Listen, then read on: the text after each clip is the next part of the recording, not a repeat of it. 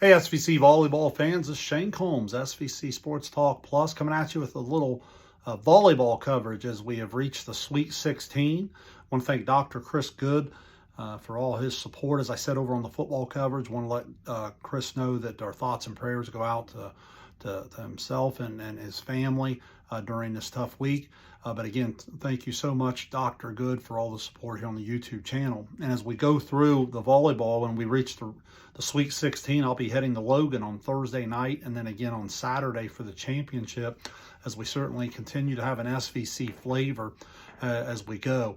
You know, I mentioned if you followed along throughout the year, I've mentioned so much with volleyball that a lot of times in the early rounds, I want to say it's like 95% of the matches in the first, what would be the sectional championship round, and even into the district, were won by the higher seed or the better seed.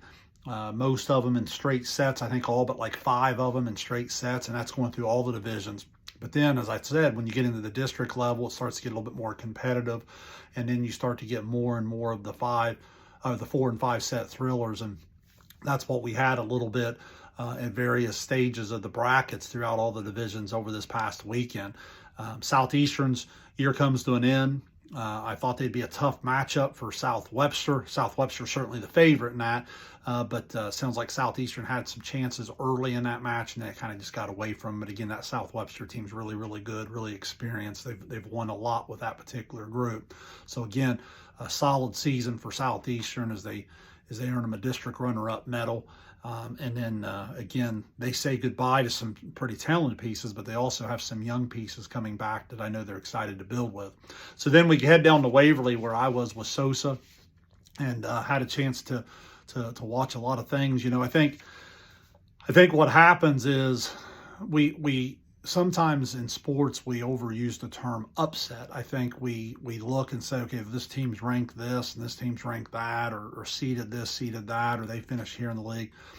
You know, a lot of people will say, you know, Zane Trace upset Huntington or whatever, and I certainly get the terminology on why they're using the word, but you know, I don't know if that's fair to look at it that way in the SVC. I mean, really, when one SVC team beats another one in 5, I refer to that as a Tuesday or Thursday night in the fall. I mean, you know, it's just that commonplace. And I mean, even Adina at the Gold Ball we highlighted last week, well, 4 times they went on the road and had to go 4 or 5 sets to win. I'm still trying to figure out how they won the 5th set at Huntington.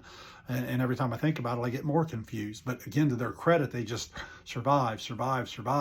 And then now we're into that tournament time where you survive and advance. And to credit to Zane Trace, they get the job done there. Certainly want to highlight Huntington and the incredible year they had.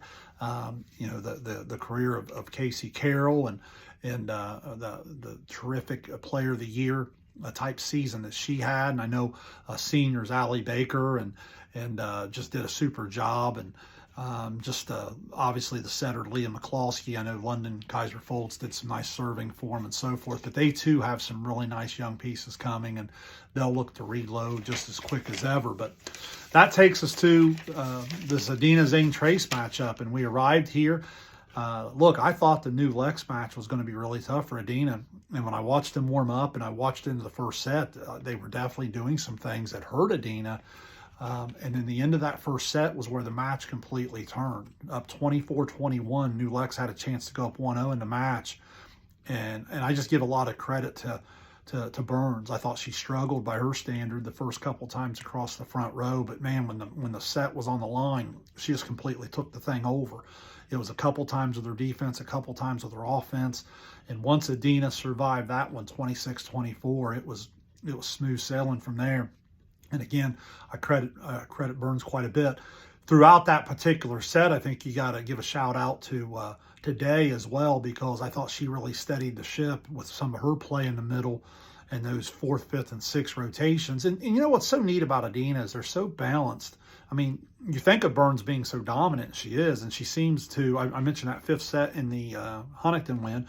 I remember a 5th set at Uniota earlier this year. I think of this first set against New Lex here. She does have a way of just taking a set and sometimes a match completely over. But if you look at Adina statistically, very balanced through their 6 rotations. And I think Sowers and Grooms just do a super job setting. You know, they're steady. They don't make mistakes. They put the ball where it's supposed to be. They get really good efficient attacks and good defense at the net from the likes of Weiskup and Glandon and I would even throw Jones in there. But then let's understand. Let's not bury the lead here. I've said it all year long, and it was on display the other day, and it was absolutely clinical at times. Their defense is unreal in the back row. I mean, just terrific.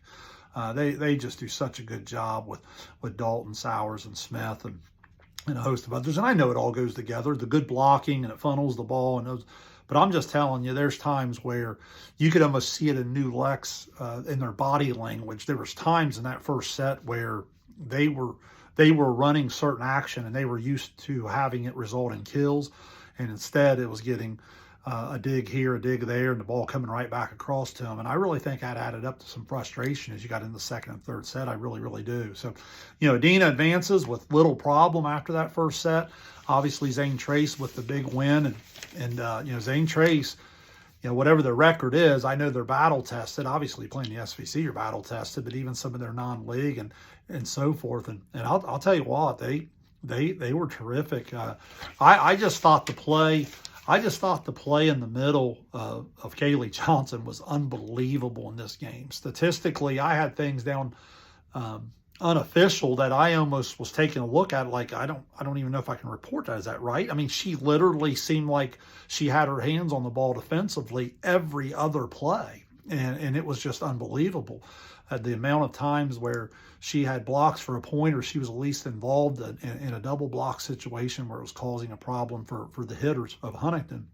And I knew that she was a great defender, but the thing that I said on the air several times, I've really sold her short offensively. I mean, she was terrific, and I thought she was a real difference maker in the win for them. Obviously, you know what you're going to get with Platt and Snavely. You know, Hill's really good young passer that anchors their defense there, and then again Scott, and they have a lot of different kids they call upon there throughout their rotation. But I thought Johnson was terrific, and I thought she was a real X factor. So when you go into this match Thursday night, she becomes a real factor in the middle because we obviously know what Adina can do in the middle. So I'm excited to call it. Have the Wheelersburg Union local game versus Wheelersburg team's really good. They've been there to some big stages in their younger years. Now I feel like they're older and a little bit more mature, and they seem locked and loaded and ready. But we'll see. I think it's going to be two great volleyball matches, and look forward to going back on Saturday and call it. Obviously, my bias hopes we get a little SVC flavor all the way to the Final Four. Wouldn't that be cool to follow our great league and get them to the biggest stage of high school volleyball? So, hey, make sure you subscribe. Check out the football coverage as well. We got 4 teams into Week 11. And then I hope to come back to you next week and recap on how everything went this week. Also, best of luck to all of our SVC runners that are running in the state at the cross-country level, or in the cross-country at the state level. Looking forward to seeing how you guys do as well. Thanks, everyone.